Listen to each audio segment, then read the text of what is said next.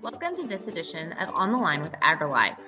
We hope you enjoy today's program. Friendly reminder, join On the Line with AgriLife the third Tuesday of every month to hear about your favorite topics in agriculture. Today we have Dr. Robert Lane joining us. Dr. Lane is a professor for the Department of Agricultural Sciences and Engineering Technology at Sam Houston State University in Huntsville, Texas. Dr. Lane teaches a wide variety of classes including turfgrass science, fruit and vegetable production, soil fertility and fertilizers, tropical horticulture, forage crops, and pasture management. Along with that, he also teaches principles of crop production. I am very excited to have Dr. Lane here today, as he was my professor whenever I was at Sam Houston State University. Now I'm going to stop sharing my screen, and Dr. Lane, I'm going to hand it over to you. Oh, thank you, Madeline. You're very welcome. Okay. Hopefully you're seeing my first slide there. Madeline, does that look right? Yep, that looks great. Okay, super. Well, I'm glad to be with you this morning. You might ask, what's a East Texas guy got to do with gardening in West Texas, if that's where you're located? But I'm just going to cover some of the just principles of what we need to be doing right now. So I think what I'll cover will apply to almost any gardening region, but there may be specific questions you have later on. This just shows some of our students actually preparing their raised beds for a class that I teach in fruit and vegetable production. But let me get started with a few things. And I know that there may be some variation in terms of where people are in their gardening experience, but this was primarily designed for the beginning gardener. But if you're an experienced gardener, maybe there's something you can grab out of this as well. And of course, we'll open it up for questions when I'm done. So let me just advance the slides here. Some things that need to be done immediately, if actually we may be a little bit behind on some of these things that probably should have been considered, say, a month ago, but I think we've still got enough time. We can get things done quickly. One thing is that if you have not already done a soil test on the area that you are planning to garden, then that really needs to be done as quickly as possible, because the labs kind of back up this time of the year when all the gardeners and farmers and ranchers start sending in all their soil samples. So they get a backlog pretty quickly. So you need to get those so you know exactly what you need to do with your soil. That's kind of the beginnings of everything, is how do we get our soil prepared, and what do we need to do in terms of either liming or reducing the pH, as may be the case with some of you. And then, of course, modifying the fertility of the soil so it'll meet the demands of the plants we're wanting to grow. So pH modification is a big deal. I can't go into a lot of detail because of the lack of time this morning, but we'd like to be somewhere in the pH of around somewhere between 6 to 7.5 if possible. And if it's high, then we need to try to bring it down with some sulfur applications. And if it's too low, we need to bring the pH up a little bit with some ground agricultural lime applications.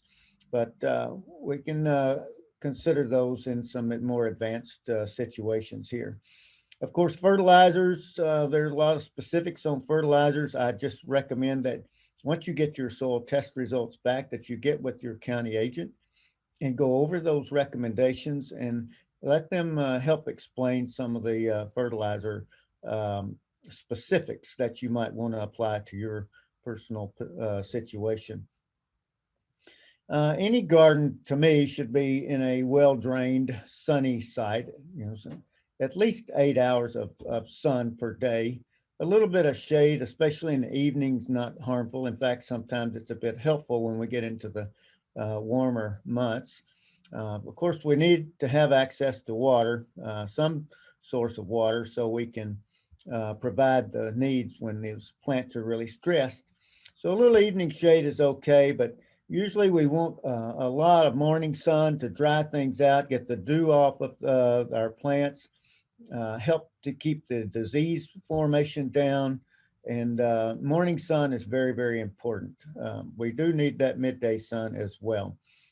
Keep in mind that most of our gardens are producing a fruit of some sort. When I say a fruit, I mean a reproductive structure. So a squash is the fruit of the squash plant. And uh, plants cannot produce those fruits without a great deal of photosynthetic energy. So we need to have good sunshine on our garden spots. And one of the, I guess, a common mistake I see is that, of course, people have flower beds and landscape areas near their houses, and they consider those to be ideal spots to plant something for a vegetable crop. Unfortunately, most of those get shaded for a significant part of the day, and they're usually not suitable for producing something like tomatoes or something that where a plant is going to be producing a reproductive structure. If needed, raised beds need to be built pretty quickly. There's lots of different designs on that, and I'll look at a couple of those here in just a minute. But raised beds are common where you have either poor soil drainage or you have a soil that's rocky or stony and they just simply don't have much of a soil profile. And so the only way we can go is up, and raised beds are a way to do that. So we'll talk about that a little bit more. Any kind of unwanted vegetation that's already on the site will need to be removed. There are some, I guess, there are different ways to do that. You can physically remove it. Some types of vegetation are quite persistent. Perennial plants like Bermuda grass and maybe even buffalo grass, those are kind of hard to kill just by plowing them under. In fact, they'll usually come back full force after a period of time and come through your soil that you may apply to this area. So you might consider removing that unwanted vegetation first, or you can lay down some heavy landscaping material if you're going to build a raised bed and put that landscaping material down at the bottom so it is a way to kind of smother any kind of existing vegetation. But just keep in mind that some weeds will tend to emerge through that material and cause a problem later on. So consider that.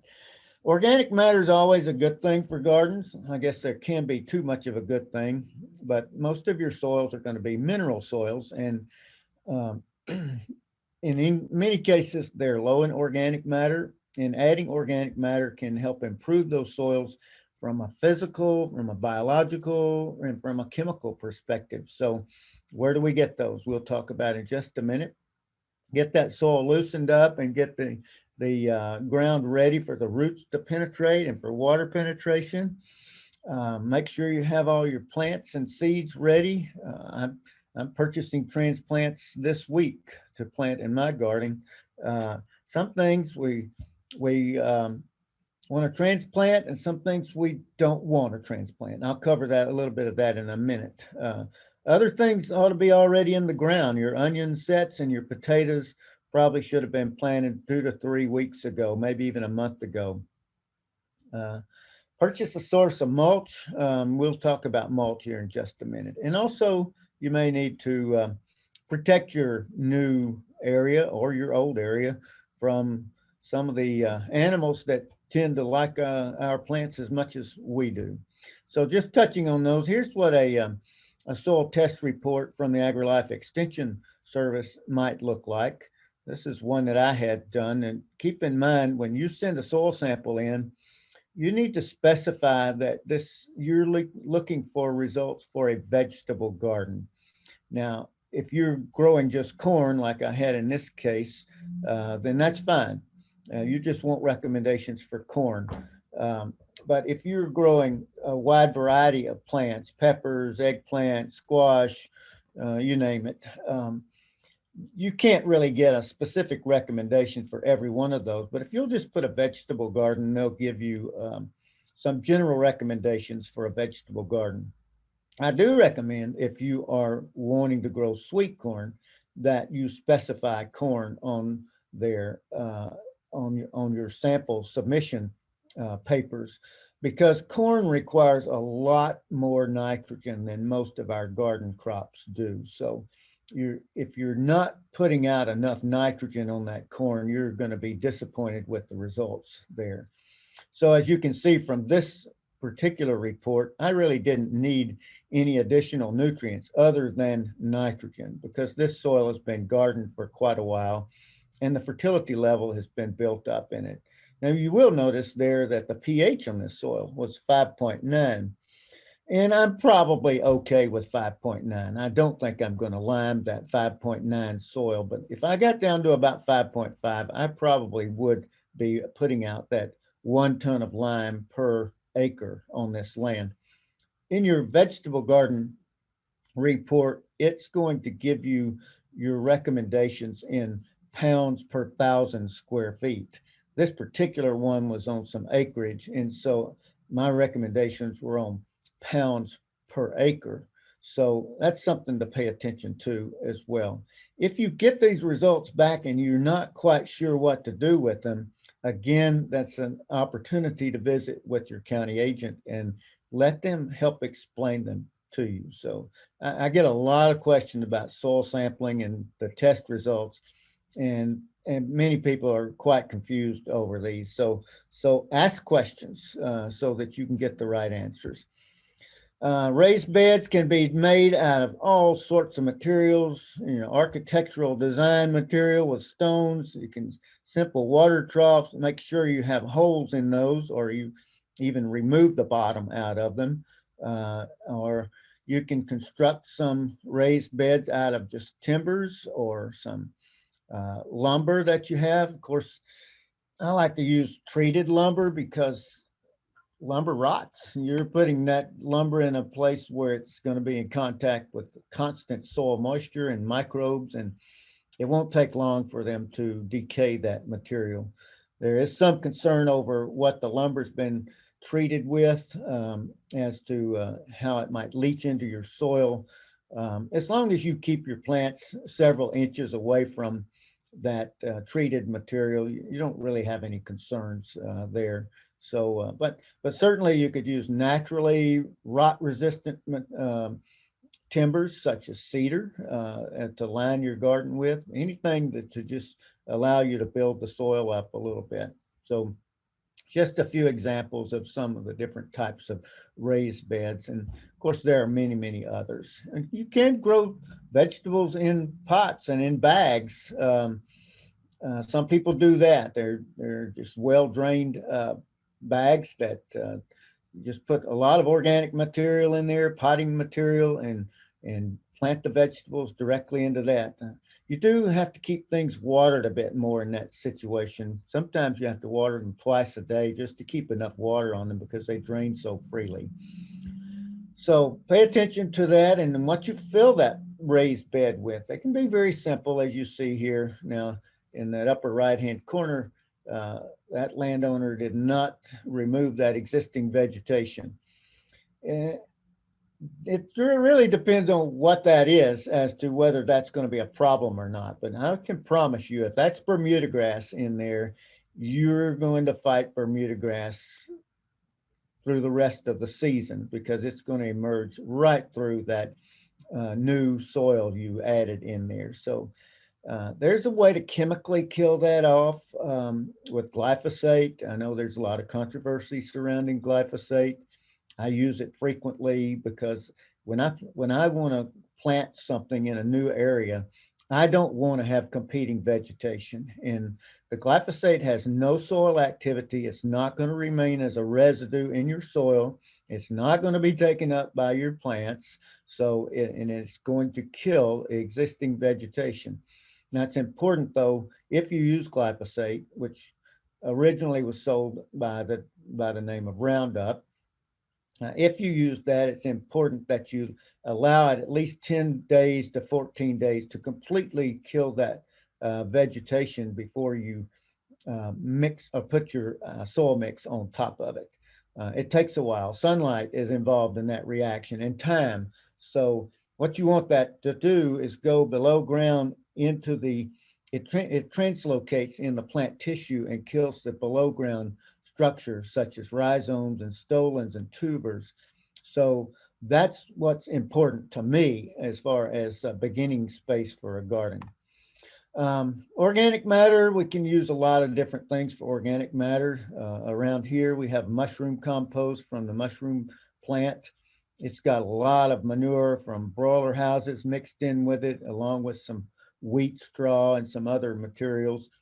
And it's the spent mushroom compost is actually what it is after they've grown the crops of mushroom, and then they need to dispose of that material. So it becomes quite cheap, sometimes free, for us to pick it up from the location and haul it to our gardens. Broadcast about 3 or 4 inches of it, till it into the soil, and you'll be amazed at what you can produce just by adding that rich source of organic matter. Other manure products can be used. We don't want our soil to look crusty like you see here. Of course, that soil's got a lot of clay in it, and it cracks when it dries out. But sandy natured soils don't crust as badly, but this crusting can be a real problem for us, especially with seeds trying to emerge through it. So the organic matter will help loosen that up and avoid some of the issues with the seed emergence, plus providing many of the nutrients and biological activity that's important to the soil. Worm castings, simply earthworm castings that you can purchase. You would have to apply a lot of those to really have a significant effect on the soil. But if in a small area, I think it can be effective. They're quite expensive because it takes a while to collect all of those worm castings, even in a commercial setting. You can purchase different types of manure from a lot of your big box stores. This black cow is mostly cow manure. And the nice thing about the bag manure is that it's usually been sterilized, so it doesn't have any weed seeds in it. And it doesn't have any disease causing organisms in it. That's going to come from your own soil, most likely. But also, it's a little bit deodorized. All of these manures will have a little odor to them when you get them wet, but they through their steam treatment, it does kind of take some of the odor out of the manure. Just get used to that. It's not a big deal. Uh, Other things, this is manure you could gather out of the pasture. You can see the steam rising off of this. Fresh manure has a lot of biological activity going on in it. And people say, well, it's too hot to put into my garden. Well, I can assure you that the heat, the actual real heat from that, will disperse quite rapidly once you mix it into the soil. No, the hotness some people refer to is really more related to salinity. You know, how salty is it? Does it contain some minerals that can cause some plant desiccation or drying out? That is an issue sometimes, and I do recommend that you try to weather some manure, let it age a little bit before you put it straight into the garden. But even fresh manure, if you spread it thinly and dilute it out, is not going to cause a problem there. Um, Too many people are afraid to use manures. The biggest drawback that I know of with manures is, especially if you're collecting it from pastured animals, is that you're likely to introduce some weed seeds in that manure. So you're going to fight those weeds a little bit later on.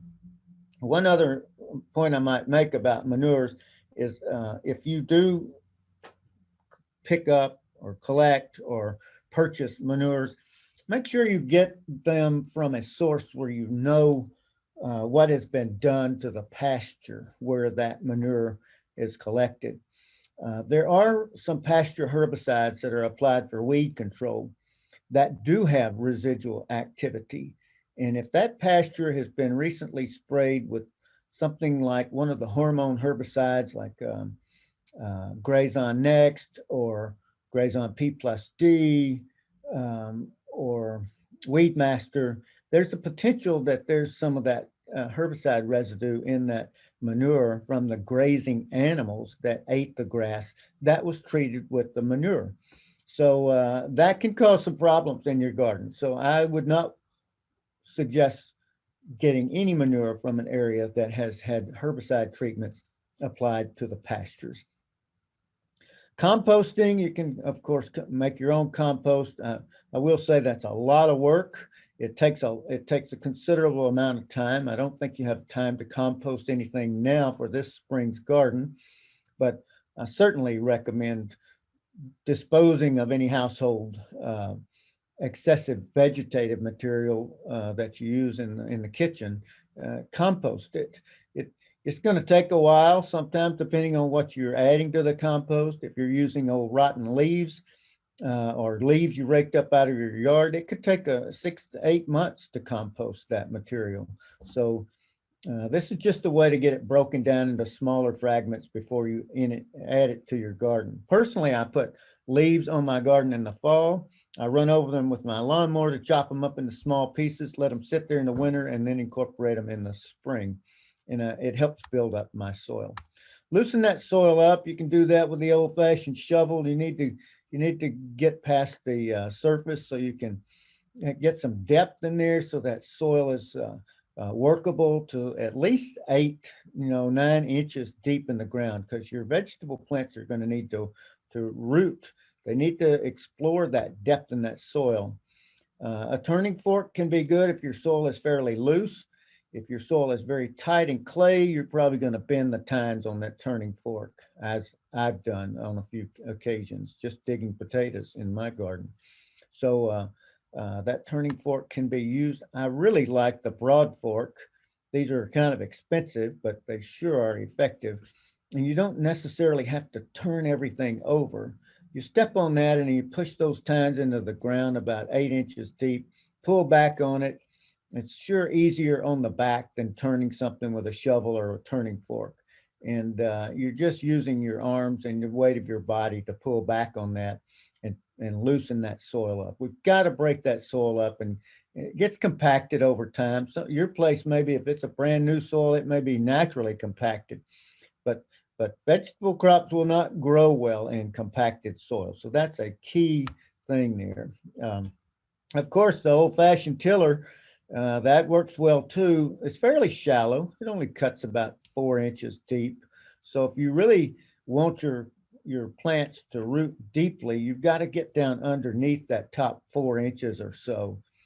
This works great for loosening up the surface or breaking up a crust, but it's not good enough to get down and get some root penetration. Air needs to get down deep in the ground. Water needs to penetrate. So we really need to get something down there deeper than what a tiller will do. As far as mulch goes, I'm a big promoter of mulch. There's lots of different ways you can mulch. Probably one of the biggest reasons for people to give up on gardening, especially newcomers, is that weeds overtake them. Just can't keep up with the weeds. And mulch is one way to handle that. Of course, we can use plastic mulches like you see in this picture here. I'm not a big fan of plastics because of the disposal issue. They work. People use them in commercial agriculture all the time. They have some soil modification features, temperature wise, keeping the moisture in. And of course, keeping some of your fruits and vegetables off of the bare ground, which can cause some rot. Again, that's a personal call there. I personally like to use organic mulches that I can just turn under my soil after the season is up. And straw and hay and other sources like that are my favorites. Um, I purchase hay, or I get hay from friends that have some old bales that they couldn't sell or didn't sell, and I like to use that as my mulch. And yes, it's got some weed seeds in it, but I'm usually not going to let them grow very long, so I'm not worried too much about the weed seeds. The mulch is sort of self reducing the amount of vegetation that can come up through it. So that's one thing I like about the mulch, is it gives you a nice place to walk on. It keeps your soil from splashing up onto your vegetables when you get rains or irrigation. And it just keeps the weeds under control. And it's just a lot of comfort to me to be able to walk out there and keep a nice looking garden without the headaches of pulling weeds constantly. You do need to put that mulch on pretty heavily because it mats down after a period of time. And you'll have some areas that are kind of thin there where the weeds will break through. So I'd much rather have a small area that I can reach down and pull up and put a little bit more mulch on that spot than I had the whole garden. Around here, we have a lot of pine trees. I know you don't have many of those in West Texas, but we have lots. It's organic matter. It makes a great mulch. I don't like to incorporate the pine needles into my soil because they're acidic and they have some resins in them and they don't break down very rapidly, but they make great mulch. And so uh, I use them because I have big pine trees in my yard and I have an abundance of it. So anything you can get your hands on that you can put on top of the ground, we're not talking about incorporating them always as a mulch material. Most mulches are left on the surface. Once the mulch has decomposed enough on the surface, yes, you can mix it in, but it's usually not a good idea to mix in to your soil things that are very coarse natured, like the straw or the hay, until they've had a time to break down a bit. Even in raised beds, mulch will help you avoid a lot of time and energy in terms of trying to keep the weeds under control. In addition, of course, the mulch is going to conserve some moisture in the ground and it's going to prevent some soil erosion. As far as deer proofing goes, we don't all deal with deer problems, but many of us do. And they just cost us money and headaches most of the time. But they may also be a good addition to the freezer if you have some really serious problems. Of course, big garden areas, I've got an area at the University Ranch that's high fence to keep the deer out. So I can't grow anything out there unless I have that high fence area because the deer won't let it grow. These are small areas. It doesn't have to be super expensive um, to keep those deer out. That's all the way from plastic netting to panels, livestock panels up high, but probably something in an area of about 8 feet tall should keep the deer out. Or you could just get a big dog and then maybe let them keep the deer out. But usually the dogs want to come inside and lay under your feet. At least that's my case. So should you start from seeds or transplants? Well, I see a lot of cases where you can go to the feed store or one of the local dealers and you find beans and squash and melons that have been started in these little 6 packs. I don't recommend that at all. Those are easy seeds to start in the garden, in the soil, when the temperature gets right. And so I've made a list here of things that plant from seeds straight into your garden soil, and other ones where we need a little bit of a head start because we want to have a plant that's already got an established root system and it's been growing in a greenhouse for maybe a month or so to be an established plant. So on the right hand side of this, you see the plants that I recommend that you start transplants of. Of course, you're not going to plant seeds of garlic and onions. You're going to plant bulbs or started plants. So you can start them from seeds, but it's a very slow process because they take a long time to become established. The cauliflower, broccoli, and cabbage are ones that I use in the fall garden and sometimes in the very early spring, say late January, early February for us. Those are ones that require much cooler temperatures. Going into the summer, it's a little bit late. No, it is definitely too late to put those out this year. But for fall garden, I love to put those out, but it's so hot and so dry in August, September when those need to be started. So it's advantageous to get those started in a more controlled environment and then plant the started plants out into our garden when it's not so blasted hot and dry and we can keep them alive. So that concludes my little presentation. I'll open it up for any questions anyone might have. So let me just open that up then. Perfect. Thank you so much, Dr. Lane. That was really awesome and I learned a lot from it.